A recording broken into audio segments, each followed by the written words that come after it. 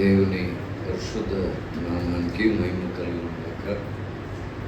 మరి మనందరినీ చాలా కాలం తర్వాత చూడటం చాలా సంతోషం. మీ అందరికీ ప్రభునామం పేరిట వందనాలు తెలియజేస్తున్నాను.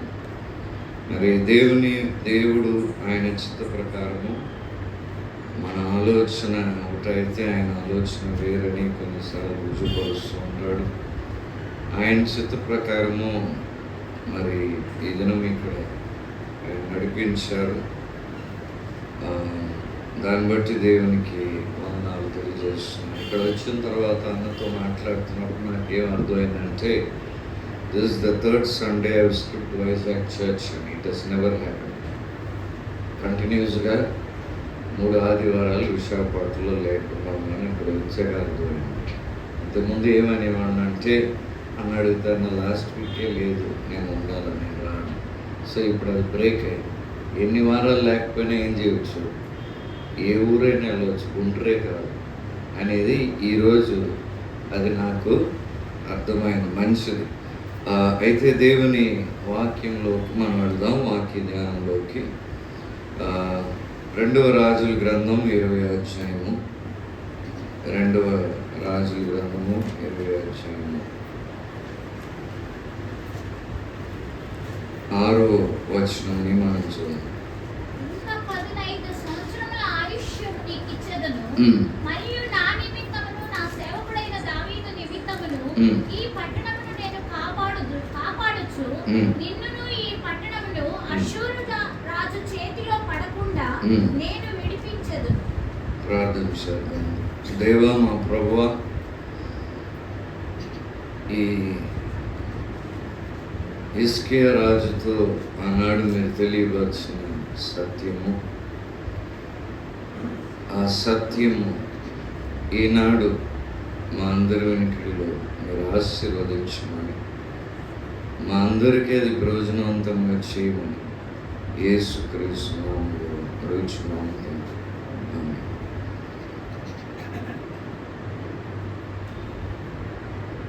ఫస్ట్ వర్డ్స్ కూడా ఫస్ట్ భాగం దయచేసి చదివించండి. మొదటి వచనం మొదటి అదే అధ్యాయం.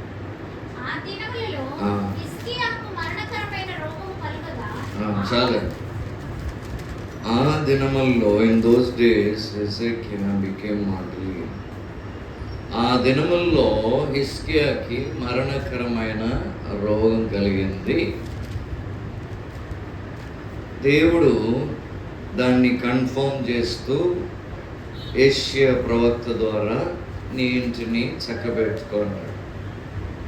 దేవుడు మరణకరమైన రోగాన్ని దేవుడు డయాగ్నోసిస్ చేసి దానికి కన్క్లూషన్ కూడా ఇచ్చిస్తాడు. ఏంటి ఇచ్చాడు? Yes, this disease is unto death. నీకు వచ్చిన రోగం డాక్టర్ చెప్పలేదు, వినాలేదు, దేవుడు చెప్పాడు. నీకు వచ్చిన రోగం మరణకరమైనది కాబట్టి నువ్వు మరణించడానికి రెడీ అవ్వు. ఒక మీటింగ్ అయి వెళ్తున్నప్పుడు ఎబ్నేసర్ పాల్ గారు సాధారణంగా వెళ్తున్నప్పుడు లాస్ట్లో మాకు ప్రేయర్ చేస్తారు. ఫస్ట్లో చేయరు, మధ్యలో చేయరు, మీకు లాస్ట్లో చేస్తానులే అని వెళ్తున్నప్పుడు ప్రేయర్ చేసి ఏమైనా ముఖ్యమైన విషయాలు ఈ 5 రోజుల్లో సంఘం గురించి దేవుడు బయలుపరిచి ఉంటే, లేక 3 రోజుల మీటింగ్ ఏదో, లేక ఎవరికైనా ముఖ్యమైన ఉంటే అవి చెప్పి వెళ్ళేది అలవాటు. సో ఒక మీటింగ్ ఇప్పుడు కాదండి, ఒక మీటింగ్ అయ్యి వెళుతున్నప్పుడు ఆయన అన్నారు, ఒక పెద్ద చెట్టు అంతే, అది పడిపోతుంది, మీకు అర్థమైంది అనుకుంటున్నాను, మీరు సిద్ధపడండి, మీ భార్యని సిద్ధపరచండి అన్నారు. నాకు అర్థమైంది. ఆయనతో ఉండి ప్రేయర్లో ట్రాన్స్లేషన్ చేసి ఎబ్నేసర్ పాల్ గారు ఫ్రేజియాలజీ, రాజ్ కుమార్ గారు ఫ్రేజియాలజీ, ఇమాన్యుల్ గారు ఫ్రేజియాలజీలో సత్యం, దాని వెనక సత్యం ఏంటో అర్థం. ఇప్పుడు ఏం చేయాలా?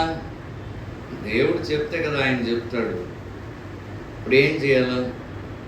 ఏమండి, దేవుడే చెప్పేశాడు, ఇంకేం సేవకుల ద్వారా దేవుడు చెప్పాడంటే మనం ఏం చేయాలి? ఊరుకోవాలి. అదే పొరపాటు. ఇక్కడ ఆయన ఏం చేశాడంటే, ఆల్రెడీ రుజువు ఉంది శరీరంలో, అది మరణకరమైన రోగం అని తెలుసు. దాని కన్ఫర్మేషన్ ఎక్కడి నుండి వస్తుంది? పరలోకము నుండి వస్తుంది కన్ఫర్మేషన్, దేవుని యొద్ద నుండి. Okay, set your house in order, నీ ఇంటిని నువ్వు చక్కబెట్టుకో, రెడీ అవ్వు అని. అయితే ఆయన ఏం చేశాడంటే 2-3 వచనాలు చదువుదాం. అతడు తన ముఖము గోడు తట్టు త్రిప్పుకొని, ఆ.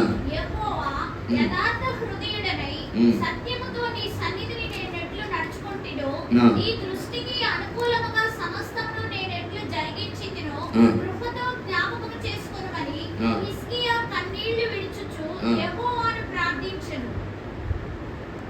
ఆ దినముల్లో నేను యథార్థవంతున్నై, ఇంకా ఆ దినములకి వెళ్ళలేదు. వెళ్తే ఈ ప్రేయర్కి అర్థం బాగా తెలుస్తుంది. నేను యథార్థవంతున్నై, పూర్ణ హృదయంతో నీ దృష్టికి అంగీకారముగా నేను జీవించాననేది నువ్వు జ్ఞాపకం చేసుకోవాలి. ఆ దినముల్లో ఏం జరిగింది? ఆ దినముల్లో సెన్నాకెరీబు అనే రాజు వచ్చాడు. వచ్చి 18వ అధ్యాయం, ఆ దినముల్లో చూడండి, ఒక ట్రబుల్ ఆల్రెడీ ఫేస్ చేస్తున్నాడు. అందుకే వాక్ ఇచ్చినప్పుడు దేవుడు వాగ్దానం ఏంటి? 15 ఏళ్ళు పొడిగిస్తాను. దాంతో పాటు సెకండ్ హాఫ్ ఏంటండి? అష్షూరు రాజు నుండి నేను నిన్ను విడిపిస్తాను, ఈ పట్టణాన్ని నేను కాపాడుతాను. Already there is existing problem going on which is facing. ఆ ప్రాబ్లం ఏంటంటే 18-13లో అష్షూరు రాజు అయిన సెన్నాకెరీబు వచ్చాడు. యూదా వారు ఎవరండి? చాలా చిన్న కొద్ది మంది, చాలా తక్కువ మంది. ఇదేమో ఎంపైర్, ఒక సామ్రాట్, అసిరియన్ ఎంపైర్ వచ్చింది. So at the very outset ఏం అర్థమవుతుంది? వీళ్ళకి వాళ్ళు పోటీ లేదు, సాటి లేదు. సో ఇట్స్ ఆల్రెడీ డిఫీట్ అయిపోయింది, ఓడిపోతారని ఖచ్చితంగా అష్షూరు చక్రవర్తి అయిన సెనాకెరీబు చేతిలోకి మీరు వెళ్ళిపోవాలనేది ఆల్రెడీ ఇట్ ఇస్ అండర్స్టూడ్. ఎవరు చెప్పని అవసరం లేదు, చూస్తే అర్థమవుతుంది, తెలుసుకున్నారు. అలాంటప్పుడు అయితే ఈ అష్షూరు రాజు ఏం చేశాడంటే 17వ వచనంలో 18-17 రెండవ రాజులో రబ్సారేస్, రబ్షాకే, తార్తాన్ అనే ముగ్గురిని పంపించి ఎలియాకీం, షెబ్నా, యోహావ్, వాళ్ళ ముగ్గురు పేర్లు 18లో వారికి కొన్ని మాటల్ని వినిపింపజేస్తున్నాడు. ఎందుకు ఇది ఈ పరిస్థితి వచ్చిందంటే 14వ వచనంలో హిజ్కియా రాజు ఈ అష్షూరు రాజు దగ్గర చెప్పిన మాటలు, ఆ మాటలు దయచేసి చదవండి. 18-14 రెండవ రాజుల గ్రంథం 18-14. యూదా రాజైన హిజ్కియా లాకీషు పట్టణమందున్న అష్షూరు రాజు వద్దకు దూతలను పంపి, నా వల్ల తప్పు వచ్చినది. ఏమన్నాడండి? ఇది గమనించవలసిన స్టేట్మెంట్. నా వలన తప్పు వచ్చినది ఫస్ట్. తర్వాత తిరిగి నీవు వెళ్ళిపోయిన ఎడల నా మీద నీవు మోపిన దానిని నేను భరించుదునని. రెండో స్టేట్మెంట్ ఏంటంటే నేను భరిస్తాను. శత్రువు వస్తే ఏమంటున్నాడు ఈ రాజు? శత్రు దగ్గరికి వెళ్ళి నా వలన తప్పు అయిపోయింది. ఎవరి దగ్గర అనాలన్నమాట? నా వలన తప్పు అయిందని ఎవరి దగ్గర అనాలండి? దేవుని దగ్గర. ఎవరి దగ్గర అంటున్నాడు? రెండో మాట ఏమంటున్నాడు? నేను భరిస్తాను. రెండో మాట ఏంటి? అదే క్రైస్తవుల యొక్క ఈనాడు ఈ రెండు స్టేట్మెంట్సే క్రైస్తవత్వాన్ని రూల్ చేస్తుంది. ఎందుకు అలా చెప్తున్నారని మీరు అడగవచ్చు. 7వ వచనం చదవండి, 18:7. కావున యెహోవా అతనికి తోడుగా ఉండెను, తాను వెళ్ళిన చోటనెల్లా అతడు జయము పొందెను. అతడు అష్షూరు రాజునకు సేవ చేయకుండా అతని మీద తిరుగుబడెను. ఆయన ఎవరు? హిజ్కియా ఎవరండి? అష్షూరు రాజు మీద తిరగబడినవాడు. యెహోవా తోడుగా ఉన్నాడు, వర్ధిల్లుతూ ఉన్నాడు, జయం పొందుతూ ఉన్నాడు. అదే కొద్ది మంది, అదే రాజు, అదే దేశం, ఏం మారలేదు, సంఖ్య పెరగలేదు. అంటే సైనికుల సంఖ్య ఏం పెరిగిపోలేదు. అయితే అష్షూరు రాజు మీద ఏం చేసేవాడు? సరి అయిన ఒక యాటిట్యూడ్తో ప్రారంభం. మధ్యలో ఏమైందండి? సమస్య పెరగగానే క్రైస్తవులుగా మనం ఏమనుకుంటున్నామంటే, ఏముందిలే లోకంలో ఉన్న అందరికి వచ్చేవే కదా మనకు వస్తున్నాయి, మనకేమైనా ప్రత్యేకంగా వస్తుందా, కాబట్టి మనం భరిస్తాం. అందరూ భరిస్తున్నారు, మనం భరిద్దాం. ఏముంది దీంట్లో, వింత ఏముంది, భరిద్దాం. మొదటి నుండి ఉందిగా, ఆల్రెడీ అలవాటు పడ్డాం కదా.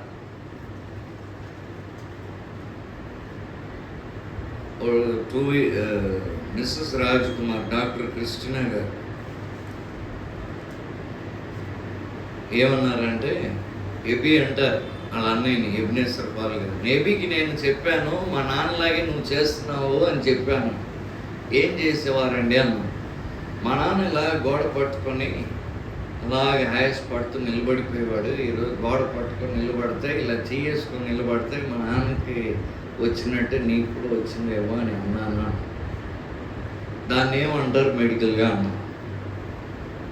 అంటే అప్పట్లో మనకి ఇవన్నీ లేవుగా, ఆక్సిజన్ పెట్టుకుంటున్నాడు అన్నీ చేసుకున్నా. అప్పట్లో మా నాన్నకి ఏముండేది, అప్పట్లో ఈ జ్ఞానం లేదు. The same symptoms, same thing he's come, I think. That's why I told him, see our dad used to stand like this and he used to take breath. అలాగే వచ్చిందని నేను చెప్పాను అన్నాడు. నేను ఇదే ఎబినేశ్వర్ పాల్ గారు, ఆ పక్కన ఉన్న రాజ్ కుమార్ గారు, వీరిద్దరూ ఒకప్పుడు విజయనగరం వచ్చి నాకు బాగా ఆయాసం వస్తున్నప్పుడు ప్రార్థన చేసినప్పుడు జ్ఞానమ్మాళ్ళు ఎవరు అని అడిగారు. దేవుడు ఈ పేరు తెలియపరుస్తున్నాడు. జ్ఞానమ్మాళ్ళు ఎవరంటే మా నాయనమ్మ, ఆవిడ జ్ఞానం కలదు కనుక జ్ఞానమ్మ అని పేరు ఆవిడకి అన్నాను. మీ నాయనమ్మ నుండే ఈ సమస్య వచ్చిందన్నారు. నేనేం చేయాలి ఇప్పుడు? మీరు చెప్పినట్టు మీ నాన్న నుండి ఆయనకు వచ్చింది కదా, మా నాయనమ్మ నుండి నాకు వచ్చింది కదా, కాబట్టి నేను భరించాలి, అంతేనా అంటున్నారా? అంతేనా అంటున్నారా? నేను చెప్పాను, doctor, he prayed for me and Raj Kumar garu prayed for me. Today I am a happy man. I am completely and totally free from injection, from syrup, from tablets. I don't know from which date it happened. ఏ రోజు బాగా అయ్యానని మీరు అడిగితే date చెప్పలేను. అయితే నేను బాగా అయ్యాను, సంవత్సరాలు అయిపోయింది ఇప్పుడు. So what do you call this అన్నారు? That is called God altering the genes. That is called as miracle అన్నారు. ఏమండి? భరించాలా? భరించాలా అంటే మా తాత అన్యుడు, ఫస్ట్ కాన్వర్ట్. ఆయనకి ముందు ఉన్న మా ముత్తాతలు అన్యులు. వారు ఏ పాపాలు చేశారో, ఏ చేతబడి చేశారో, ఏం చేశారో, ఎవరి దగ్గరికి వెళ్ళారో, ఎందుని బట్టి ఇది తెచ్చుకున్నారో వారి లైన్లో నాకు తెలియదు. అయితే నేనెందుకు భరించాలా? ఇదేమన్నా దేవుని యొద్ద నుండి వచ్చిందా? లేదు, మా జ్ఞానమ్మ నుండి వచ్చింది. నేనెందుకు భరించాలా? ఇది ఎక్కడి నుండి వచ్చిందంటే మా నాన్న అనేవాడు. మా ఇంట్లో వాళ్ళందరికీ డయాబెటీస్ వస్తే నాకెందుకు రావాలనేవాడు. అదేంటి, మీ ఇంట్లో మీ బ్రదర్స్, మీ యంగర్ బ్రదర్ ఫస్ట్ చచ్చిపోయాడు కదా, తర్వాత the second youngest brother died of ఇది కదా ఆ కాలంలోనే, అదే నాకు రాకూడదు అన్నది. నాకు రాకూడదు. ఎందుకు రాకూడదు? I believed in Jesus Christ, I don't believe that it will come. ఇది ఆయన మాకు చెప్పేవాడు, మా అమ్మకు చెప్పేవాడు. ఆయన ఫ్రెండ్స్ వస్తే అనేవారు, ఒరే అని మాట్లాడుకుంటే ఫ్రెండ్స్ ఉంటారు ఆయనకి. మా ఇంట్లో వాళ్ళు మాట్లాడుకున్నాం, బుద్ధి లేదు, నీకు బుద్ధి లేదు, మీ నాన్నకు వచ్చిందన్న, నాకు చూడు, మా నాన్నకు వచ్చింది, I deny, it should not come, నేను బాగున్నాను చూడు, నువ్వు కూడా ప్రార్థన చేయి, అది పోతుంది, నమ్మకం. నువ్వు ఎందుకు దాన్ని నమ్ముతావు? దేవుని వాక్యాన్ని నమ్ము. నువ్వు ఎందుకు కష్టపడతావని అదే నువ్వు అలాగే అంటావు దేవరాజు, నువ్వేమో ఏదో ఇదిలాగా నాకు అలాగా, అరే బుద్ధి లేదు నీకని తిట్టుకుంటారనమాట ఫ్రెండ్స్ మా ముందు హాల్లో. ఇవన్నీ వినేవాడిని, అనుకునేవాడిని, అప్పుడు అనుకునేవాడిని ఏదో అంటున్నాడు మా నాన్న అని. ఎదిగిన తర్వాత ఏంటైంది? ఎవిడెంట్ అయింది. and recently he finished 93, entered into 94, and he goes to village ministry at this age. Why? నేను భరించను అన్నాడు. నేను ఎందుకు భరించాలి? యేసు భరించాడు, నేను భరించను. శత్రువు తీసుకొచ్చినది ఏదైనా అది మన లైన్లోనే రావచ్చు. ఏ లైన్? మన ఫాదర్స్ లైనో, మదర్స్ లైనో, ఏ లైనో అది. ఎందుకంటే ఆది నుండి మన ఏమి ప్రభువుని నమ్ముకున్న కుటుంబాలు కాదు మావి. మా నాన్న సైడ్ మా తాత ఫస్ట్ కాన్వర్ట్, మా అమ్మ సైడ్ మా అమ్మే ఫస్ట్ కాన్వర్ట్. ఏం చేశారో, ఏ పాపాలు చేశారో, హత్యలు చేశారో, ఏం చేశారో దాన్ని బట్టి ఏ దయ్యం వచ్చిందో, ఏ శాపమో, ఏ శిక్షో నాకు తెలియదు కదా. తెలియనంత మాత్రాన నేను ఎందుకు భరించాలా? So I told doctor Krishna Raj Kumar, we're praying for your brother. He should be healed of that lung problem. That is our prayer.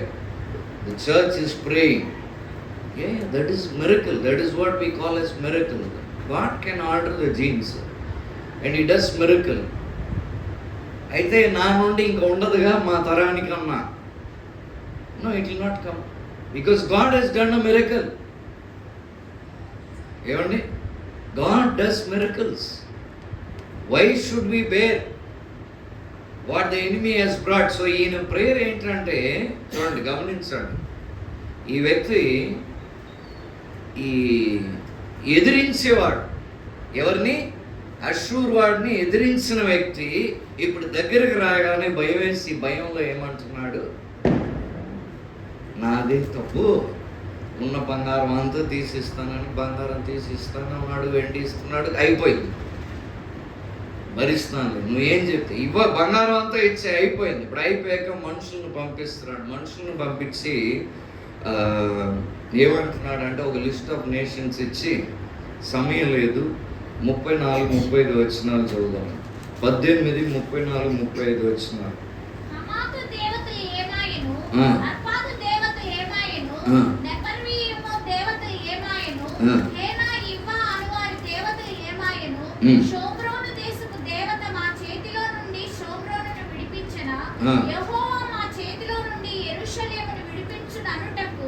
ఆయా దేశముల దేవతలలో ఏదైనను తన దేశమును మా చేతిలో నుండి విడిపించినది కలదా అని చెప్పాను. ఏం చెప్తున్నాడు అపవాది? శత్రు ఏం చెప్తున్నాడు? భరిస్తానంటే ఎవిడెన్సెస్ ఇస్తాడు. ఎన్ని ఎవిడెన్స్ కావాలా? ఎన్ని ఇంట్లో జరిగింది, ఎందరు నీకు తెలిసిన వాళ్ళకి జరిగింది. సో వాళ్ళకి తెలిసిన దేశపు లిస్ట్ అంతా ఇచ్చి ఏమైంది? దేవతలే నన్ను ఓవర్కమ్ చేయలేకపోయిందయ్యా. దేశాలు చెప్పలేదు. ఆయన ఏమంటున్నాడు? దేవతలు. నేను ఎవరినంటే దేవతల్ని జయించిన వాడిని, నేషన్స్ని కాదు. ఆ నేషన్స్ని పాలిస్తున్న దేవతల్ని జయించిన వాడిని.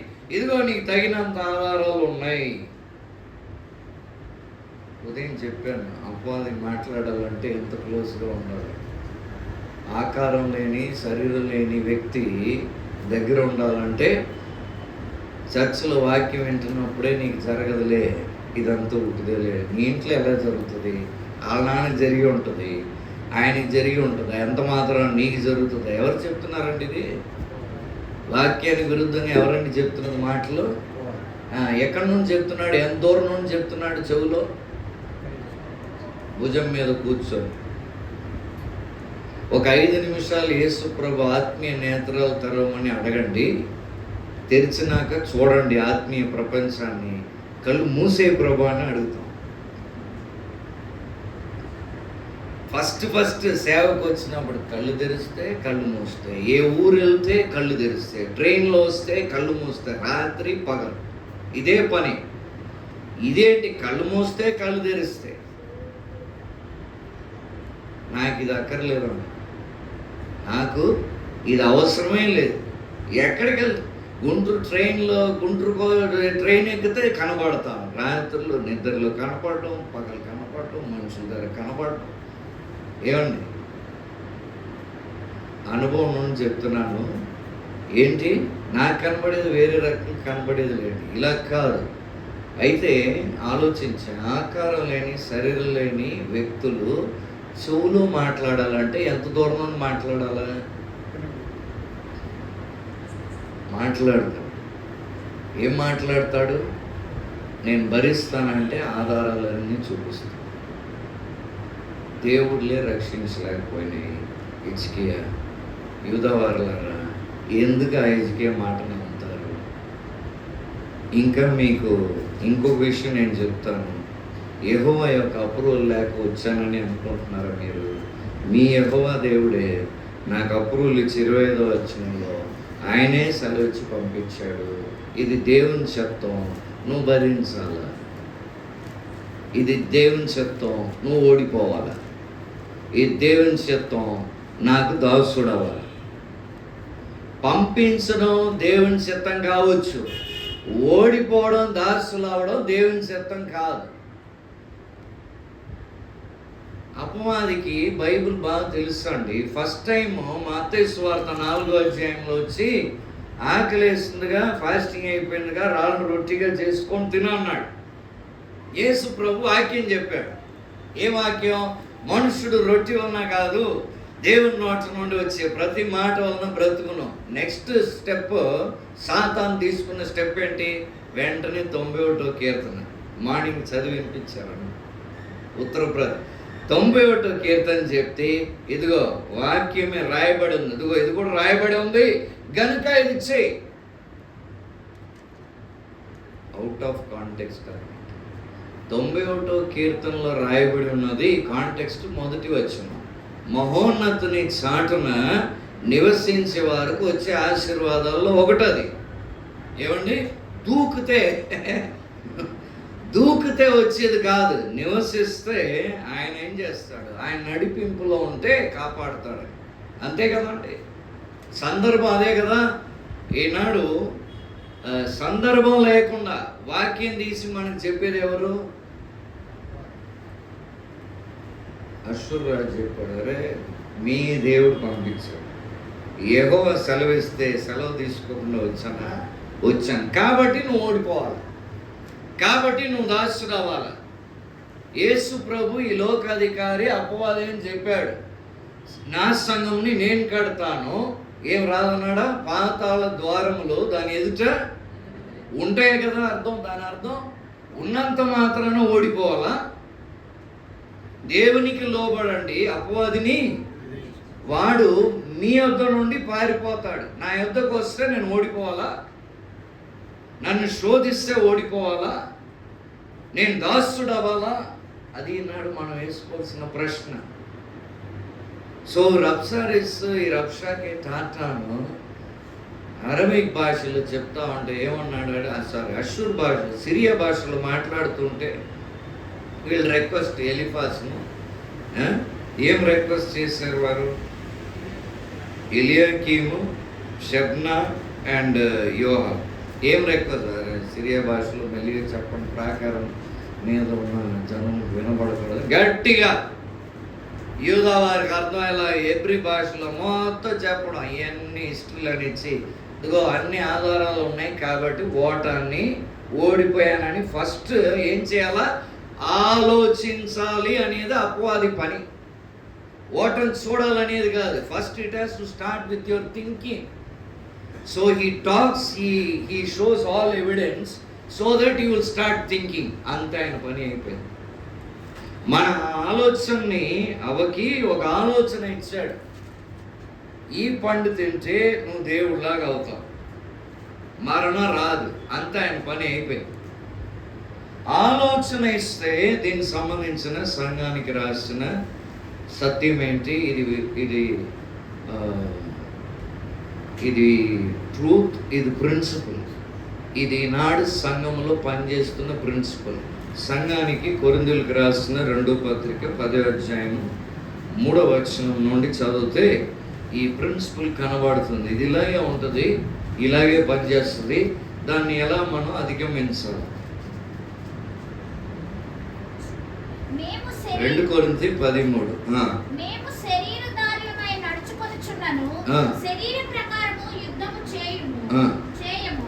మా యుద్ధోపకరణములు శరీర సంబంధమైనవి కావు గాని దేవుని ఎదుట దుర్గములను పడద్రోయ జాలినంత బలము కలవై ఉన్నవి. ఏంటి ఆ దుర్గం?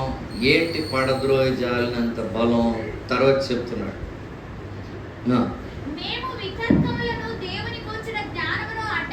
ఏంటండి దుర్గం? ఫస్ట్ దుర్గం ఏంటి? మాటలే, ఆలోచనలు మాటలు. ఫస్ట్ దుర్గం. దుర్గములు అన్నాడు కదా, అది ఫస్ట్ది. రెండోది ఏంటి? దేవుని జ్ఞానముని అడ్డగించు, అది ఆలోచనే. దానిని చదవ. ప్రతి ఆటంకమును పడద్రోసి ప్రతి ఆలోచనను క్రీస్తుకు లోబడినట్లు చెరపట్టి. దేన్ని చెరపట్టి? అపవాది పనిన మన ఆలోచనని చెరపట్టి మీరు సంపూర్ణ విధేయతను కనపరిచినప్పుడు సమస్తమైన అవిధేయతకు ప్రతిదండన చేయ సిద్ధపడి ఉన్నాము. చెరపట్టి bringing captive to the obedience of Christ.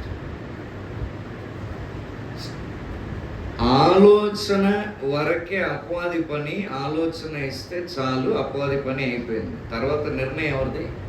నా పని, మీ పని. ఓట ఎవరిది? నా నిర్ణయంను బట్టి, మీ నిర్ణయాన్ని బట్టి.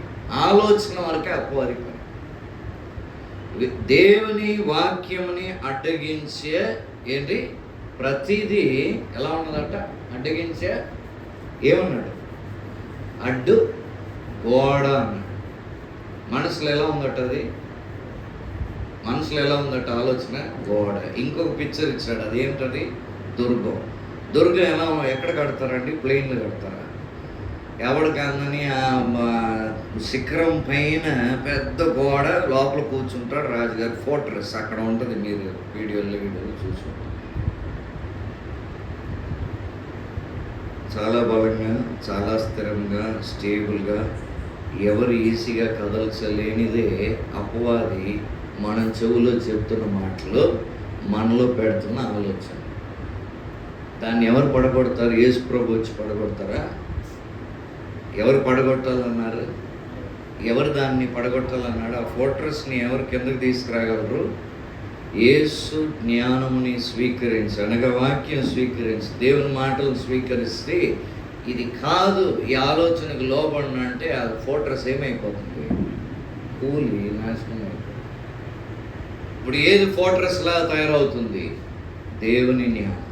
అదే విశ్వాసం. ఈ వాక్యమే విశ్వాసం. ఇప్పుడు విశ్వాసం అనేది ఫోర్ట్రెస్ లాగా. నిన్ను స్వస్థపరిచే యెహోవాను నేను వాడుతున్నాను, కానీ మందులు నాకు ఎక్కడి నుండి రావాలా?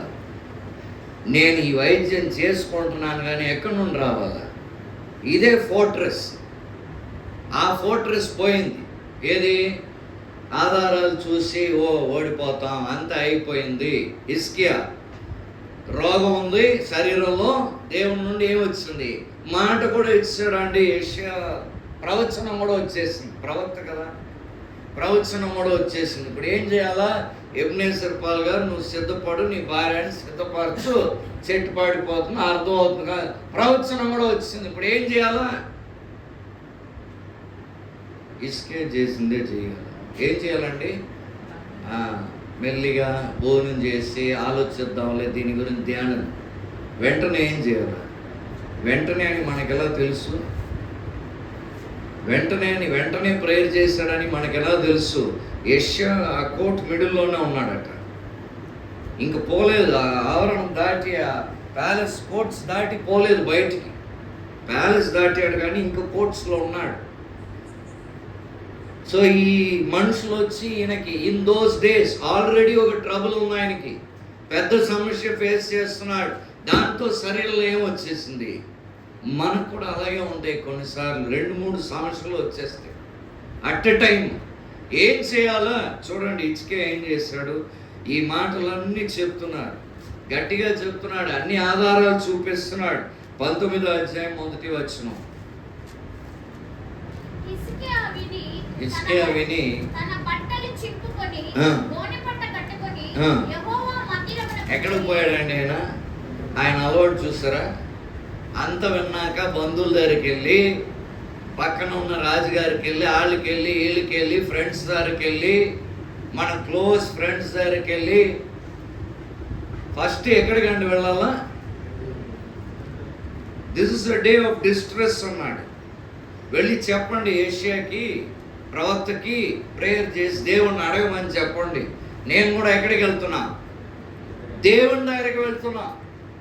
సో ఆయన అలవాటు ఆల్రెడీ చాలా కష్టమైన పరిస్థితి, మాటలు వస్తూ ఉన్నాయి, చెవుల్లో వినబడుతున్నాయి, రిపోర్ట్ చేస్తున్నారు, ఆధారాలు ఉన్నాయి, అయినా ఆయన దేవుని దగ్గరికి వెళ్తున్నాడు. భరించలేకపోయాడు. భరిస్తానని వాడు భరించలేకపోయాడు. మనం కూడా భరించలేనంత వరకు ఆగవలసిన అవసరం లేదని నేర్చుకుంటున్నాం. ఫస్ట్ అందుకే ఈసారి చెప్పగానే ఏం చేశాడండి? గోడ వైపు తిరిగి చూసారా అనుభవం. అంతకుముందు పెద్ద ఇంకా సమస్య తీరలేదు కదా. అయితే దేవుని దగ్గరికి వెళ్ళి ప్రార్థన చేశాడు. దేవుడు వాగ్దానం ఇచ్చేస్తాడు. దేవుడు టైం లేదు, 7వ వచనం వాగ్దానం ఇచ్చాడు, నేను వదంతి పుట్టిస్తాను, ఆ దేశంలోకి వెళ్ళిపోతాడు. మ్యాటర్ సెటిల్ అవ్వదు. క్వైట్గా ఉన్నాడు, ఏం చేయట్లేదు ఈ మనిషి అని అపవాది ఏం చేయడు. ఓ ప్రార్థన చేస్తున్నాడులే, వాడు దేవుడు మాట్లాడాడులే అని చెప్పి వెళ్ళిపోడాడు. మళ్ళీ ఏం చేశాడంటే ఈసారి హిస్టరీ తీసుకొచ్చాడు. మీ పితృలు, వారి పితృలు, ఇప్పుడున్నదే కాదయ్యా దేశాలు, ఫస్ట్ నుండి హిస్టరీ చూడని 12, 19, 12లో లిస్ట్ తెచ్చి, 12, 13లో లిస్ట్ తెచ్చి ఈసారి రాతపూర్వకంగా తెచ్చి హిస్టరీ ఇస్తున్నాడు. నువ్వేం ప్రేయర్ చేస్తున్నావా? దేవుడు నీతో మాట్లాడాడా? మంచిది. అయితే అపవాది ఏం చేయొచ్చు? మనం చెప్పవచ్చు, దేవుడు వాగ్దానం ఇచ్చాడు కానీ ఏం జరగలేదు, ఇంకా సెనాకరి వెళ్ళలేదు, ఇంకా అశ్షూరు రాజు వెళ్ళలేదు, ఏం జరగలేదు, అలాగే ఉంది. మరలా ఎవరు వచ్చారు? ఈసారి పితృల కాలం నుండి, ఇదిగో ముందు నుండి చూడు హిస్టరీ, ఈసారి రాతపూర్వకంగా అంటే ఇంకా కన్విన్సింగ్గా. ఇప్పుడు కూడా ఇసుకే ఏం చేశాడంటే లెటర్ తీసుకొని ఎక్కడికి వెళ్ళాడట? 14 వచ్చి. ఆయన అలవాటు అదే, ఆయన తెలిసింది ఒకటే. ఎందుకంటే ఆయన మమ్మీకి ఆయన ఆధారం, ఆయన దిక్కు, ఆయన బండ, ఆయన కోట, ఆయన దుర్గం ఎవరండి? ఇస్కియాకి. యెహోవా. ఫస్ట్లో ఉన్నాడు, మధ్యలో మార్చుకున్నాడు మనసుని, తర్వాత దిద్దుకున్నాడు. భరించకూడదు. మనం ఏం చేయాలా? దేవుని దగ్గరికి వెళ్ళాలా? దేవుని దగ్గరికి వెళ్ళి వాక్కు పొందుకున్నాం. మరలా వచ్చింది అదే ప్రాబ్లం, మరలా వచ్చింది ప్రెషర్, మరలా ఎక్కడికి వెళ్ళాలా? లెటర్ పట్టుకొని ఈసారి దేవుని దగ్గరికి వెళ్ళాలా? దేవుడు డీటెయిల్గా అన్నీ చెప్పేశాడు. ఇప్పుడు ఏమొచ్చింది? శరీరంలో మరణకరమైన రోగం వచ్చింది. చూడండి, ఫస్ట్ ఒక లెవెల్లో అటాక్, దానికి దేవునికి నడిపింపు, మరలా ఇంకొక లెవెల్లో అటాక్, లెటర్, దానికి మరలా డీటెయిల్ ప్రవచనం ఇచ్చాడు. దేవుడు ఆన్సర్ ఇచ్చాడు. ఈ వచనం బాగా నచ్చింది నాకు. అది 19, 20 చదవండి. 19వ అధ్యాయం 20వ వచనం. అంతటా ఆమోసు కుమారుడైన యెషయా హిజ్కియా యొద్దకు ఈ వర్తమానము పంపెను. ఇశ్రాయేలీయుల దేవుడగు యెహోవా సెలవిచ్చినదేమనగా, అష్షూరు రాజైన సన్హెరీబు విషయమందు నీవు నా ఎదుట చేసిన ప్రార్థన ఏంటండి? దేవుడు ఏం చెప్పాడు? నువ్వు ప్రేయర్ చేసావు కదా, అది నాకు ఇష్టమైన అంగీకరించాను అన్నాడు దేవుడు. దేవుడు ఏమి ఎదురు చూస్తున్నాడు? ఒకసారి అయినా, రెండోసారి అయినా, సమస్య పెద్దదైనా, ఇంకో సమస్య అయినా ఏం కోరుతున్నాడు? Because you have prayed to me about Sennacherib, I have heard and I'm giving an answer అని డీటెయిల్డ్ ఆన్సర్. వాడు డీటెయిల్ తండ్రి కాలం చరిత్ర ఇచ్చాడుగా. సో దానికి డీటెయిల్డ్గా మైండ్ని సిద్ధపరుస్తున్నాడు. దేవుడు మన మనసుని సిద్ధపరుస్తాడు. అవసరమైన వాక్యం ఇస్తాడు, అవసరమైన వాగ్దానం ఇస్తాడు. సమస్య పెరుగుతూ ఉన్నా పర్వాలేదు, దేవుడు ఉన్నాడు. మనం పరిస్థితుల్లో మార్పు చూడకపోయినా పర్వాలేదు, ఇంకొక మరణకరమైన రోగం వచ్చినా పర్వాలేదు, మనకి ఇంక వేరే మార్గం లేదు, వేరే మార్గం చూడకూడదు, ఒకటే చూడాలి. మరలా ఏం చేయాలా? ఆ పేద విధవరాలు న్యాయం కొరకు మరలా ప్రేయర్ చేసినట్లు, ఒక సమస్యతో 2, 2తో 3, 3తో 30 సమస్యలు వచ్చినా 30 సార్లు ప్రేయర్ చేయడం తప్పించి ఓడిపోతాను, భరిస్తాను, అయిపోయింది అనేది క్రైస్తవుల యొక్క మనసులో ఎన్నడూ రాకూడదు. అదే ఇట్స్కే నుండి నేర్చుకోండి. ఇట్స్ వెరీ డిఫికల్ట్ కదండి. అప్పుడే వాగ్దానం పొందుకున్నాడు. మరలా వచ్చింది, మరలా నువ్వు ప్రేయర్ చేసావు, నేను విన్నాను, ఇదిగో ఆన్సర్ అని చెప్పాక ఇప్పుడు ఏమొచ్చింది శరీరంలో? మరణకరమైన అంటే ఆన్సర్ చూసి చావాలా, చూడక చావాలా? ఇప్పుడు అశ్షూరురాజు వెళ్ళిపోవడం చూసి చచ్చిపోతాడా ఈ మరణకరమైన రోగానికి? ఆలోచన చేయాలి. బైబిల్ చదివితే ఆలోచిస్తాను, ప్రశ్నలు వేస్తూ ఉంటాను. ఫస్ట్ స్టెప్ బైబిల్ స్టడీ ఏంటి? Observation. You have to ask all the W questions. ఎందుకు, ఎవరు రాశారు, ఎందుకు రాశారు, ఎందుకు ఈ మనుషులు ఎందుకు ఇలా అన్నాడు దేవుడు, ఎందుకు, ఏ సందర్భంలో అన్నాడు, ఎవరి గురించి అన్నాడు, ఏంటి దీని వెనక ఈ ఏ అని వస్తుంది కదండి, అవన్నీ ఎలా ఇంగ్లీష్లో డబ్ల్యూ క్వశ్చన్స్ అన్నీ ఏంటి మీరే ఆన్సర్ చెప్పాలి. ఇప్పుడు మరణకరమైన ఇండ్లని చక్కబెట్టుకున్నాడు, చావక ముందు ఈ చెన్నాకెరికి వెళ్ళిపోవడం చూసి చావాలా, లేకపోతే చచ్చిపోయాక జరిగే వాగ్దానం ఇచ్చాడా? చాలా కష్టం కదండి. అందుకే ఏం చేశాడు? ఒక క్షణమైనా ఆగలేదు. ఏమన్నాడు? నీ ఎదుట దేని గురించి చెప్తున్నాడు? వాడు వచ్చాడు, రబ్షాకి టాటాను పంపించి నీ మాటలు అన్నాడు, నేను నీ దగ్గరికి వచ్చాను, పూర్ణ హృదయంతో నిన్నే వెతికాను, యెషయాను వెతకమన్నా, నువ్వు వాక్ ఇచ్చావు. మరలా వాడు వచ్చాడు, ఉత్తరం పట్టుకొని నీ దగ్గరికి వచ్చాను, జ్ఞాపకం చేసుకో. నేను పూర్ణ హృదయంతో నేను ఎలా నడిచాను ఈ పరిస్థితుల్లో, ఈ కష్టమైన పరిస్థితుల్లో, నిన్నే నమ్ముకున్నాను కదా, కాబట్టి ఈ రోగంలో కూడా ఎవరున్నారు? నువ్వే ఉన్నావు, కాబట్టి నిన్నే నమ్ముతున్నా. అప్పుడు నమ్ముతున్నా. ఈ పరిస్థితుల్లో ఎలా నమ్మాను, నువ్వు ఎలా మాట్లాడావు, నా మనస్సు ఏంటి, నా హృదయం ఏంటి, నా పరిస్థితి ఏంటి, ఇప్పుడును అదే జ్ఞాపకం చేసుకోనగానే దేవుడు ఏం చెప్పారండి? యెషయాని పిలిచి అదే మనం చదువుకున్నాం. ఏమన్నాడు? ఇంకో 15 సంవత్సరములు నీకు ఆయుష్ పొడిగిస్తాను, అశ్షూరు రాజు నుండి ఈ పట్టణంని నేను విడుదల చేస్తాను. అంటే నీకు ఇచ్చిన వాగ్దానము నువ్వే స్వతంత్రించుకుంటావు. నీతో నేను చెప్పిన మాటలు నీ జీవితంలో నెరవేర్చుకొస్తాయి. నీ గురించి నేను చెప్పింది నువ్వే చూడాలి, అది నీ కాలంలో జరిగే తీరాలి. అది అబ్రహాం లాగా 25 years అవ్వచ్చు, లేక ఈ సంఘ స్థలం లాగా 30 years అవ్వచ్చు.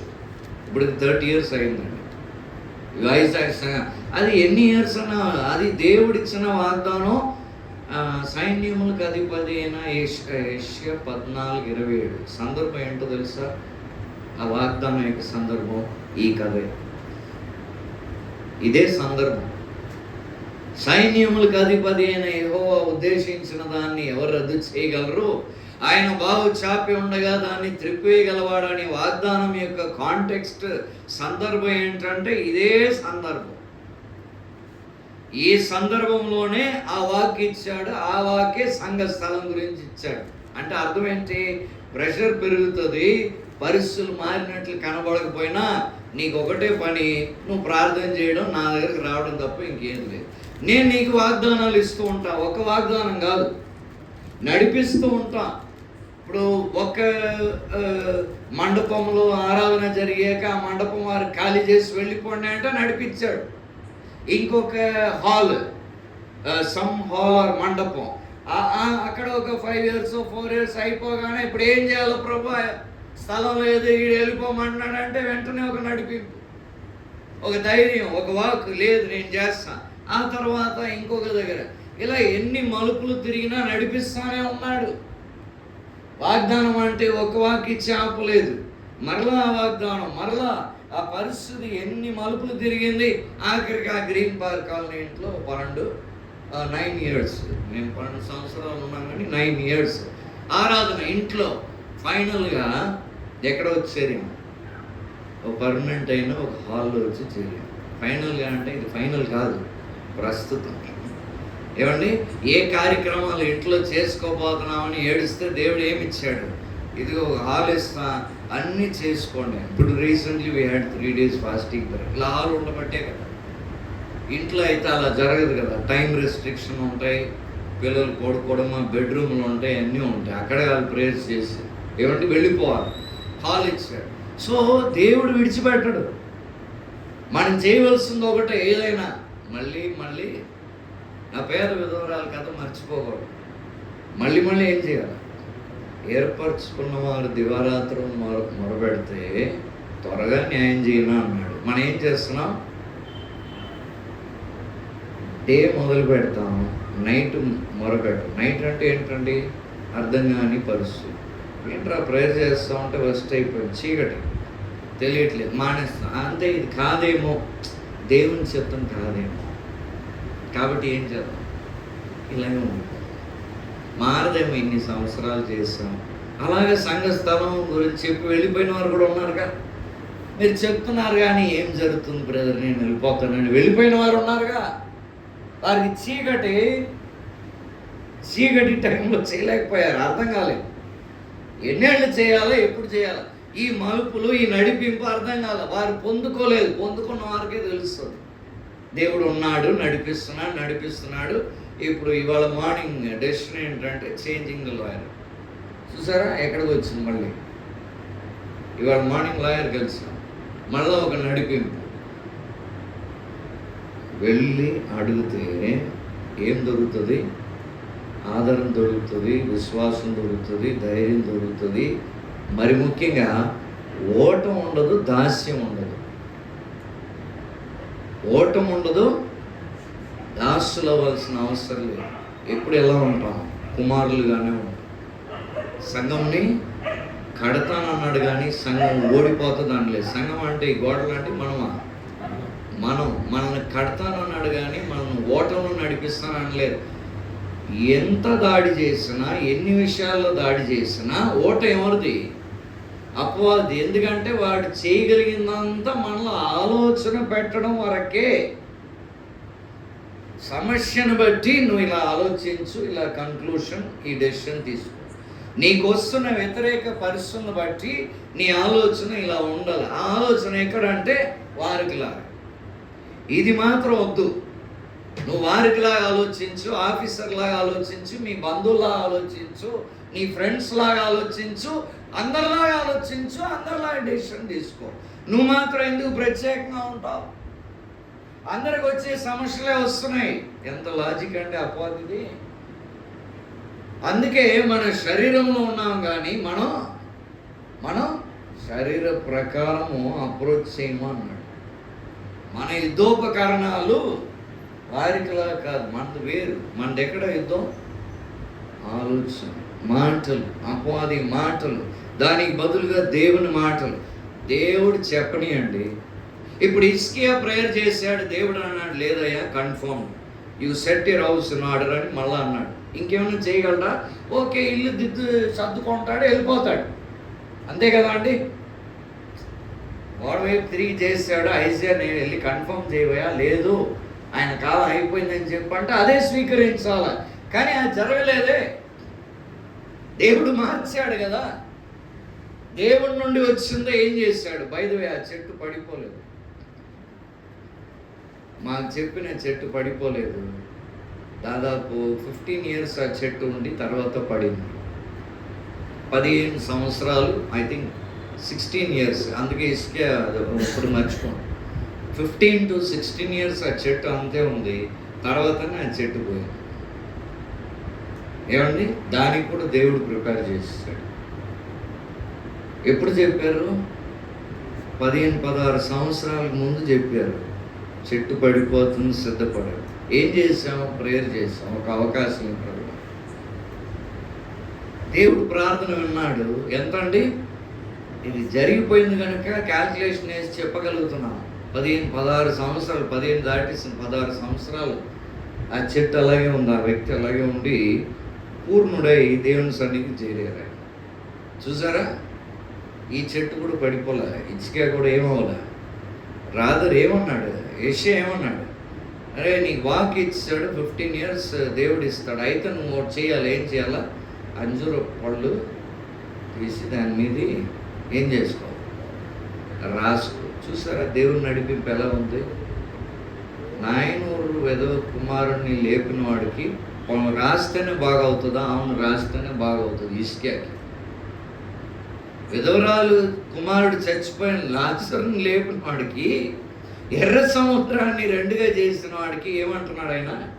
నువ్వు రాయాల, నీకు రాయాల, రాసుకో. నువ్వు రాస్తా ఉంటే అది కనబడదు.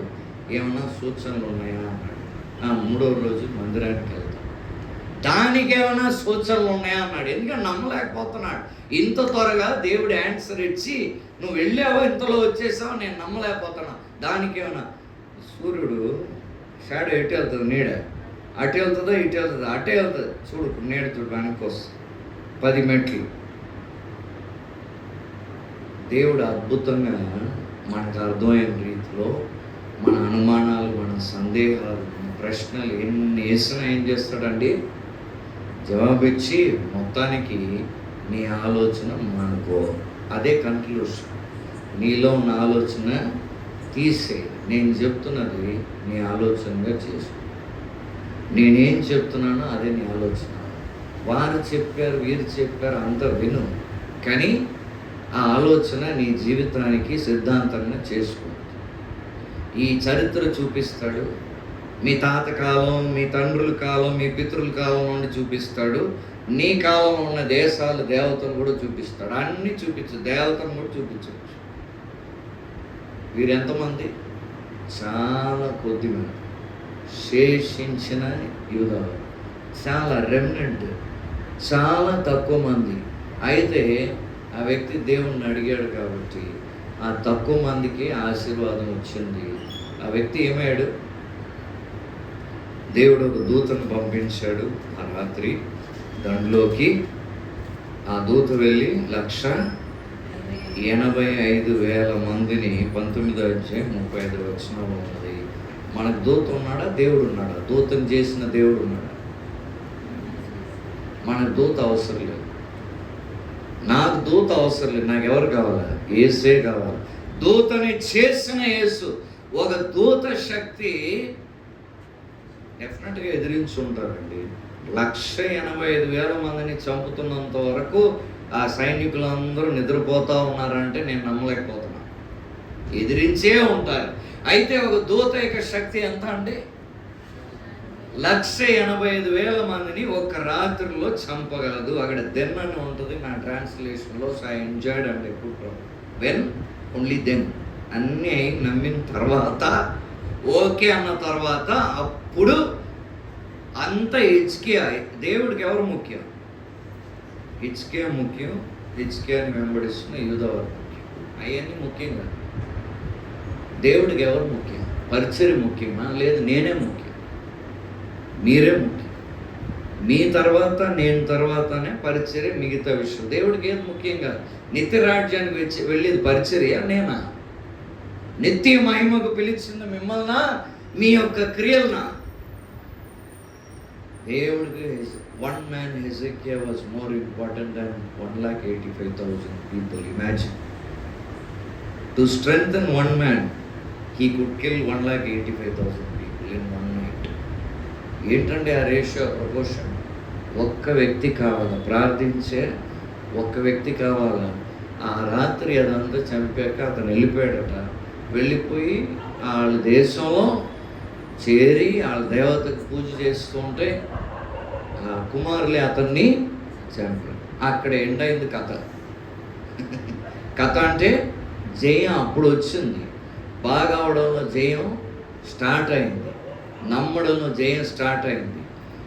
1,85,000 చనిపోతే జయం సంపూర్ణం అవ్వాలి. దేవుడు చెప్పినట్టు అతడు ఆయన దేశంలోకి వెళ్తాడు. అక్కడే కత్తి చేత తన ప్రాణం పోతుందన్నాడు కదా, అప్పుడు అయింది పరిపూర్ణ జయం, పరిపూర్ణ విజయం. కొన్నిసార్లు కొన్ని సూచనలు రాగానే అయిపోయింది, దేవుడు చేసాడని మానేస్తాం. కొన్నిసార్లు స్తుతి కూటములు పెట్టేసిన వాళ్ళు ఉన్నారు సగం అవ్వగానే. ఏమండి, నేను ఒకరు అడిగారు, నేను అన్నా ఇంకా అవ్వలేదు, ఆగండి, అంతా అయిపోయాక పెట్టండి స్తుతి కూటం. ఏంటి మధ్యలోనే అంటే అంతా అయిపోయింది? లేదు, అవ్వలేదు, కొంచెం ఆగండి. ఏమండి, అంత అవ్వాలా? దేవుడు చెప్పినది మొత్తం అవ్వాలా, అప్పుడే మన విజయము. ఎందుకు స్టెప్ బై స్టెప్ దేవుడు చేస్తాడంటే మన విశ్వాసంలో మనం బలపడి, పేతురు రాసిన మొదటి పత్రిక 5వ అధ్యాయంలో చెప్పినట్టు కొంతకాలం శ్రమ పడిన తర్వాత ఆయన తానే మిమ్మల్ని, ఎవరండి? ఆయన, యేసు తానే. 5వ అధ్యాయము 10వ వచనం, 5:10 చదివి ముగిద్దాం. నిత్య మహిమకు సర్వకృపానిధి ఎంతకాలం అండి? ప్రసంగి 3 వెడ్డింగ్ కార్డులు వేస్తారు. అక్కడ ఒక 28 కాలాలు రాశారు, చదివారా? మనిషి జీవితంలో ఏముంటుంది? యోగులాగా ప్రార్థన చేస్తా చక్కగా ఆశీర్వాదాలు అనుభవిస్తూ ఉండే కాలం వస్తుంది, తర్వాత పరీక్ష కాలం వస్తుంది, సువర్ణలాగా తయారయ్యే కాలం వస్తుంది, శ్రమల కాలం వస్తుంది, శ్రమల్లో సువర్ణలాగా తయారయ్యే కాలం వస్తుంది, తర్వాత ఆశీర్వాదం మహిమగల కాలం వస్తుంది. కొంతకాలం శ్రమ పడిన తర్వాత యేసే మిమ్మల్ని పూర్ణులుగా చేసి స్థిరపరచి, ఈ 3 కార్యాలు జరుగుతాయి. జరిగినాయా లేదా ఇచ్చికే జీవితంలో? ఇదైన తర్వాత జయం పొందిన తర్వాత, బాగైన తర్వాత, ఇప్పుడు మరణకరమైన రోగం వస్తే ఇచ్చికేకి ఎలా ఉంటుంది? అయితే ఈ మనిషి ఒక తప్పు చేశాడు. ఆనందంలో సంతోషం బబులోను సామ్రాజ్యం వాడు పంపిస్తే మొత్తం తెరిచి చూపించి, ఇదిగో నా బంగారం, ఇది ఆనందంలో ఏం చేస్తామో తెలియదు. కొన్నిసార్లు సంతోషంగా దేవుడు దీవించాక దేవుడి మీద ఆధారపడకుండా ఉంటే తప్పిపోతాం. బబులోను సామ్రాజ్యం వారు పట్టుకుపోయారు యూదులు. ఏమండి? దేవుడు ఆశీర్వదించిన తర్వాత దేవుడిని ఏం చేస్తున్నా, ఆశీర్వాద కాలం, మహిమగల కాలం, శ్రమల కాలం అయిపోయిన తర్వాత ఆశీర్వాదం రాగానే ఏం చేస్తాం? కొన్నిసార్లు ఇజ్కియాని దేవుడు ఏం చేశాడు? పూర్ణుడుగా చేసి స్థిరపరచి, విశ్వాసంలో బలపరచి, ఆదరించి, జయంలో నడిపించాడు. ఈ పని ఎవరిది? దేవుడు. మనల్ని పూర్ణులుగా చేస్తాడు, మనకు అవసరమైన స్థిరత్వం ఇస్తాడు, ఆ పరిస్థితులు ఎలా ఎదుర్కోవాలో ఆయనే స్థిరపరుస్తాడు, అవసరమైన సూచనలు ఇస్తాడు, వాక్యం ఇస్తాడు, అన్నీ ఇస్తాడు. దెయ్యం ఎలా ఒక్కొక్కటి తెచ్చి ఆధారాలు పెడుతున్నాడో అలాగే దేవుడు కూడా మనకు ఆధారాలు, మనకు ఆదరిస్తాడు, పూర్ణులుగా చేసి స్థిరపరచి ఆదరించును. అంతేనండి. బలపరుస్తాడు. ఈ అనుభవాలు కావాలంటే ఏం చేయాలా? అంతేలే, నేను భరిస్తాలే, అంతే, నేను కూడా లోపడతాను. తప్పు అయిపోయింది, ఎవరి దగ్గర? ఆయన దగ్గర చెప్పాలి. నేను తప్పు చేశాను కాబట్టి అవునులే, దాడి అవసరం. అరే, ఆయన దగ్గరికి వెళ్ళి తప్పు చెప్పండి, ఆయన క్షమించి నువ్వు దాడికి లోబడంటే అప్పుడు పడండి. ఆయన చెప్పనేయండి నువ్వు ఓడిపోవాలి ఈ విషయంలో అని, అప్పుడు ఓడిపోండి, బాగుంటుంది. ఆయన దగ్గరికి వెళ్ళి చెప్పాలి, తప్పు చేశాను ప్రభా, తప్పు నిర్ణయాలు తీసుకున్నాను, ఇదిగో నా సమస్య చెప్పండి. ఆయన చెప్తాడు ఆ మాట. నువ్వు తప్పు చేసావు, నేను క్షమించాను, నువ్వు ఓడిపో. ఎక్కడైనా ఉందా బైబిల్లో అది? మరి ఎందుకు ఆయన శిలువలో భరించాడు పాపము, శిక్ష అంతా? ఎందుకు నరకం కొట్టివేశాడు? కొంతమంది అంటారు అక్కడ పరలోకంకి వెళ్తున్నాం కాబట్టి ఇక్కడ నరకం అనుభవించాలి, కొన్ని సిచ్యువేషన్స్ నరకలాగా అనిపించాలి. ఏ బైబిల్లో ఉంటుంది? శ్రమలు వస్తే కానీ నువ్వు నరకం అనుభవించు, నువ్వు పూర్ణుడు అవుతావు అని ఉంది. యోగును వచ్చి ఫ్రెండ్స్ అడిగితే ఏమన్నాడు ఆయన? నేను సువర్ణంలాగా అవుతాను. ఎలా చెప్పగలిగాడు? అదే ఆయన దేవుడు ఇచ్చిన మాట. ఏమైనా నువ్వు సువర్ణంలాగా అవ్వబోతున్నావు, నీ ఫ్రెండ్స్ అంటారు, నువ్వు అదే చెప్పు. సో అదే చెప్పాడు, నేను సువర్ణంలాగా అవుతాను. అయ్యాడా లేదా? సో దేవుడు బలపరుస్తాడు. ఆస్తి పోయింది, కుమారుడు పోయింది, ఒకటో అయితే తల నుండి కాళ్ళ వరకు ఈయనకు ఒక సమస్యతో ఇన్ దోస్ డేస్ ఏమైందంటే ఆయనకి మరణకరమైన రోజు. సో మనం ఇవన్నీ చదువుతున్నప్పుడు ఏం అర్థమవుతుంది? మనకి ఇంకా దేవుడు అటువంటి పరీక్షలు ఏమీ పెట్టలేదు. మనం ఇంకా అటువంటి ఫేస్లోకి వెళ్ళలేదు. ఏమండి, మొన్న జేఈ 10th ర్యాంక్ విజయవాడ వాడు కొట్టాడని చదివా. ఇంటర్ స్టేట్ పాస్ అవ్వాలంటే ఎంత శ్రమ పడాలా? ఇంతే. మెయిన్స్ పాస్ అవ్వాలంటే ఇంకా కొంచెం, అడ్వాన్స్డ్ పాస్ అవ్వాలంటే ఇంకా కొంచెం, ఇండియాలో టాప్ 100 రావాలంటే ఇంకా శ్రమ పడాలి. టాప్ 10 రావాలంటే ఆ ఇంటర్ మామూలు స్టేట్ వాడిలాగా ఉంటుందా? సమానంగా ఉంటుందా? నేను ఎక్కించలేని కొండకు నన్ను ఎక్కించు ప్రభు అంటే ఏం చేయాలి? ఎక్కడానికి ఇష్టపడాలి, త్యాగం చేయడానికి ఇష్టపడాలి. నా గుంటూరులో ఉన్న ఆత్మలన్నీ సిపిఎఫ్లోకి తీసుకురండి అంటే ఇష్టపడాలి, త్యాగం చేయడానికి శ్రమ. అన్నీ ఒకే రకంగా ఉండాలంటే ఎలాగవుతుంది? మహిమ ఇంకా అధిక మహిమలోకి నడిపిస్తానన్నాడు. అలాంటప్పుడు ఏం చేయాలా? ట్రైనింగ్ పొందుకోవాలి. మహా ఆనందంగా ఎంచండి అన్నాడు. ఎందుకంటే is going to lead you to glory. మీ శ్రమ వచ్చినప్పుడు మహా ఆనందం. ఎందుకంటే ప్రాజెక్ట్ వేరు, ఓటం కాదు, జయం. నువ్వు ఇంకా గొప్పగా దేవుడు నిన్ను వాడుకుంటాడు. యోసేపు చాలా బాగున్నాడు ఇంట్లో, తర్వాత బిట్రేయల్ అనుభవించాడు.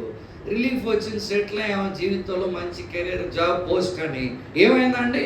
అవమానం, నింద, మరలా జైలు. అయితే దేవుడు ఏం చెప్పాడు? నువ్వు తలగానే ఉంటావు, అందరూ తోకలాగా నీకు తలలో ఉంచాడు. ఎటువైపు నడిపిస్తున్నాడు ఈ శ్రమంలో, ఈ కాలంలో? తలగా ఉండడానికి. దాంట్లో అప్స్ అండ్ డౌన్స్ ఉంది. నాకు అవన్నీ వద్దంటే అది లేదు. నాకు ఈ ఉద్యోగం చాలు, సెటిల్ అయిపోయాను, మొత్తానికి ఇంటికి దూరమై అన్ని దూరమై, అట్లాస్ నాకు బాగుంది, ఇంకా దీని తర్వాత నాకేం వద్దు ప్రభు. ఏలియాలాగా మంచిదే, వెళ్తే షాఫాన్ కుమారుడు అని ఎలీషా ఉంటాడు, వాడిని పిలుచుకురా, అయిపోయింది. వద్దు ప్రభు అంటే వద్దే.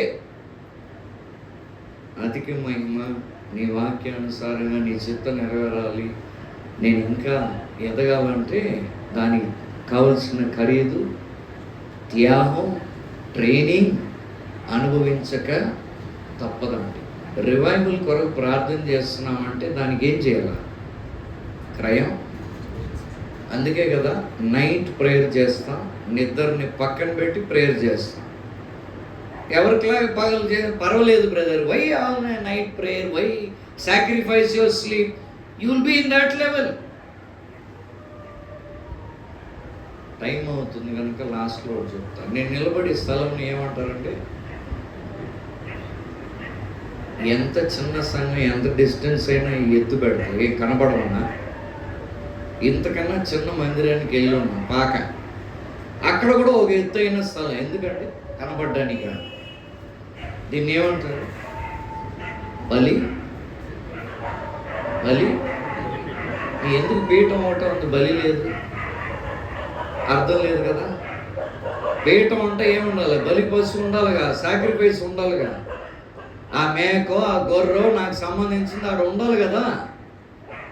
ఖాళీ పీఠాలు ఉంటే, ప్రేయర్స్ చేస్తూ ఉంటే, ఉట్టి పీఠమే ఉంటే, అగ్ని దిగి వచ్చి ఏలియా బలి పశువుని, పోసిన నీళ్ళని అన్నిటినీ నాకేసిందట అగ్ని. ఎందుకంటే పీఠం ఖాళీగా లేదు, పైన ఏముంది? బలి పశువు ఉంది. ఇక్కడ ఎక్కుతున్న వారు కూడా అందరిలాగా 5 నిమిషాలు ప్రేయర్ చేస్తే ఎక్కగలవా? 10 నిమిషాలు ప్రేయర్ చేయాలి. దానికి ఏముంటుంది? త్యాగం ఉంటుంది. అందరిలాగా 2 అధ్యాయాలు చదివేసేలా కూర్చొని ప్రశ్న ఎలా ప్రభావ మాట్లాడాలని కూర్చోవాలా? టైం ఇవ్వాలా?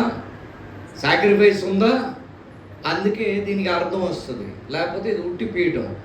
అలాగే మన జీవితంలో వ్యక్తిగతంగా మనం చేసే ప్రేయర్ కానీ, మన ఫ్యామిలీ ప్రేయర్ కానీ, ఏది కానీ, if there is no cost we want to pay, we will not become like gold. We are not going to get top 10 ranks. Top 10 రాము, టాప్ 100 రాము. ఏమండి, బ్రిస్టల్లో ఎలా చదివిందో తెలుసా? ఏది? ఎంబీబీఎస్ సీట్కి నేను విట్నెస్ని. ఏ వయసు నుండి తెలుసా అండి? పుస్తకం తీసుకొచ్చి రూత్ ఆంటీని చెప్పు, నాకు చెప్పు, పుస్తకంలో ఏముంది చెప్పు. అందుకే ఎంబీబీఎస్ చదువు టైం, ఏ శిఖర అది ఇది అంత సాగి ఏదైనా మనకు తెలుసు కదా. మరి మన ఎందుకు దేవుని విషయం వచ్చేసరికి మహిమ నుండి అధిక మహిమకు, విశ్వాసం నుండి అధిక, ఫ్రమ్ ఫెయిత్ టు ఫెయిత్, మరి అది వచ్చేసరికి ఎందుకు అర్థం అవ్వట్లేదు? లోకానుసారమైన విషయాల్లో త్యాగం తెలుసు, సాక్రిఫైస్ తెలుసు, శ్రమ తెలుసు. దేవుని విషయాలు వచ్చేసరికి ఏం యాబ్సెంట్. అందుకే మనం ఫలవంతంగా ఎదగాలంటే అవ్వదు. జరగాలంటే త్యాగం ఉండాలి, సాక్రిఫైస్ ఉండాలి, శ్రమ ఉండాలి, టెస్ట్ ఉండాలి. పిహెచ్డి రావాలంటే డాక్టర్ జాన్ వెస్లీ గారికి లాలో ఏముండాలి? ఈ హెస్ట్ సాక్రిఫైస్ రాయాలగా, సినాప్సిస్ రాయాలా, పేపర్స్ పబ్లిష్ చేయాలా. నాకు పిహెచ్డి అవసరం లేదు కాబట్టి అయ్యేం నాకు అవసరం లేదు. నేను కష్టపడవలసిన అవసరం లేదు, ఏం అవసరం లేదు. నాకు 10th స్టాండర్డ్ చాలంటే 10th స్టాండర్డ్లో ఉండవచ్చు. ఎందుకు ఖర్చు పెట్టాలి డిగ్రీకి? 10వ క్లాస్ చాలే. ఇదే కదా సంఘం యొక్క పరిస్థితి. ఓటము, ఓడిపోవడం, దాసులైపోవడం, ఫలం లేకుండా ఉన్న దగ్గరే ఉండిపోవడం, ఇదంతా అపవాది యొక్క చిత్తం. సంఘం పట్ల దేవుని చిత్తము, నా సంఘంని నేను కడతాను, నా సంఘంని నేను కడతానే ఉన్నాడు. ఆ కట్టే కార్యక్రమంలో మనం ఉంటే మనం కట్టబడతాం. Otherwise we will remain where we are. మనం అలాగే ఉండిపోతాం. ఇలాంటి ఆయన తానే మిమ్మల్ని పూర్ణులుగా, ఏమండి, రెండోది ఏంటి? స్థిరపరచి బలపరచి. ఆ అనుభవాలన్నీ మనకు కావాలంటే టెస్ట్ రాయాలి. టెస్ట్ ఉంటుంది. టెస్ట్ వచ్చినంత మాత్రాన అపవాదికి లోబడిపోవాల్సిన అవసరం లేదు. అందరిలాగా ఆలోచన దుర్గాలు పెట్టుకొని తిరగవలసిన అవసరం లేదు. ప్రార్థించారు.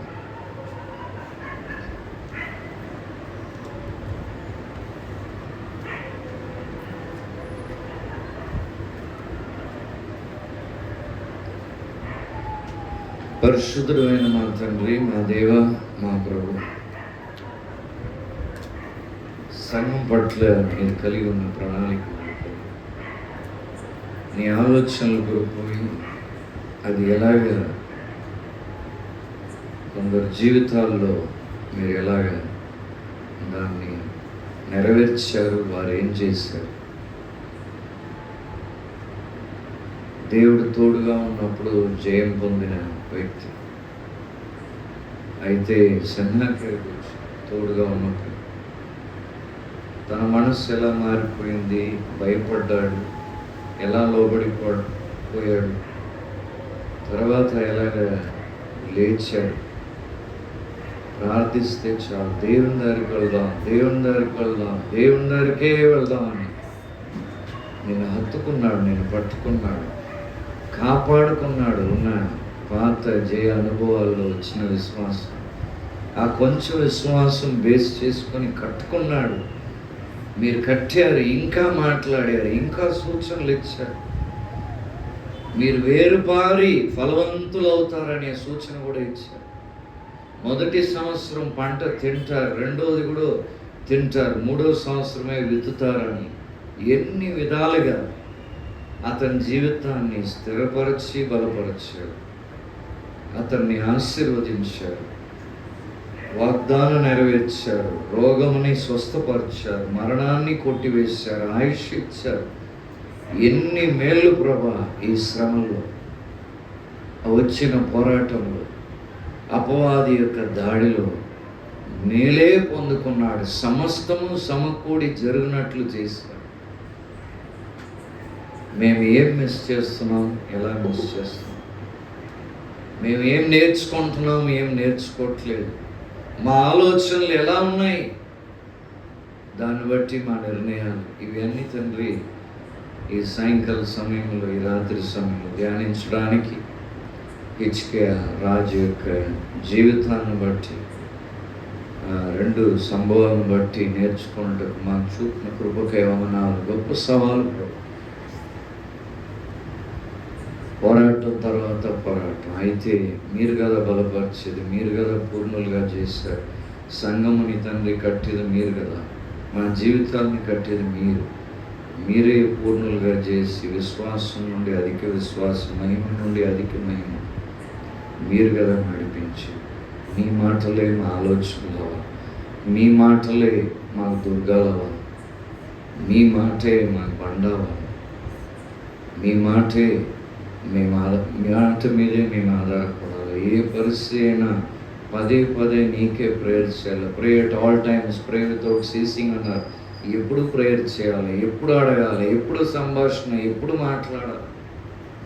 ప్రార్థన సమయంలోనే కాదు, ఎప్పుడు నీతో ఆ ఇంటిమేట్ అయిన సన్నిహితమైన సహవాసంలో ప్రభా మేము ఎదగాలి. ప్రభు మేము ఎదగడానికి ఈ జీవితాలు, ఈ లెసన్స్ మేము చూస్తున్నాం. వారి జీవితాల్లో ఏం చేస్తారు మేము చూస్తున్నాం. మేము ఇంకా ఎంతో ఎదగవలసి. ఆ ఇంటిమేట్, ఆ సన్నిహితమైన సహవాసం, నీతో ఎప్పుడూ సంభాషణ కలిగే ఒక జీవితాన్ని కట్టుకోవాల్సి ఉన్నది. ఇంకెంతో సంఘం ద్వారా చేయడానికి మీరు వేచి ఉన్నారు. మా ద్వారా మీరు చేయగోరే కార్యాలు గొప్పవి. గొప్ప దేవుడవు గనుక ఇర్మియాను చూసి అన్నారు కదా, నాకు మొరపెట్టు, నేను నీకు ఉత్తరం ఇస్తాను. నువ్వు ఎరగని గూఢమైన సంగతుల్ని I will show you great and mighty things which you do not know. I will show you. You pray, you call upon me. ఏది అందరికి తెలీదో నీకు తెలియపరుస్తా. ఎందుకు ఆ సమస్య, ఎలా ప్రేయర్ చేయాలా, ఏం చేయాలా, నీ జయం ఎక్కడ ఉన్నది, నువ్వు నాకు మొరపెట్టు అని ప్రార్థించే ప్రవక్తకి, కన్నీటితో ప్రార్థించే ప్రవక్తకి మరలా అదే మాట చెప్పారు, నాకే మొరపెట్టు. మా దగ్గర నుండి కోరేది ఆ సింపుల్ అయిన కార్యం ప్రభు. మేము నిన్ను అడగాలి. నువ్వు ప్రార్థన చేసావు కాబట్టి నేను నీకు ఈ ఉత్తరం ఇస్తున్నానని ఇచ్చుకేకండి. మా ప్రార్థన జీవితం కట్టుబడితే నీ మీద ఎంతో ఆధారపడతాం. ఏదొచ్చినా జయిస్తాం. మా ప్రేయర్ లెస్నెస్ విషయమై మా పేరే క్రిస్టియన్ ప్రేయర్ ఫెలోషిప్ ప్రభా. Christian prayer fellowship. మా ప్రేయర్ లెస్నెస్ విషయమై క్షమించి మేము తృప్తి చెందకూడదు. ఇంకెంతో ఎదగవలసి ఉన్నది, ఫలించవలసి ఉన్నది. ఈ పట్టణానికి ఎంతో ఆశీర్వాదంగా ఉండవలసి ఉన్నది. గొప్ప కార్యాలు మీరు చేయడానికి ఉన్నారు. దాన్ని బట్టి వందనాలు. ఇచ్చిన ఈ వాక్యంకై, వర్తమానంకై నీకు వందనాలు చెల్లిస్తూ యేసు క్రీస్తు నామములో అడుగుతున్నాను తండ్రి.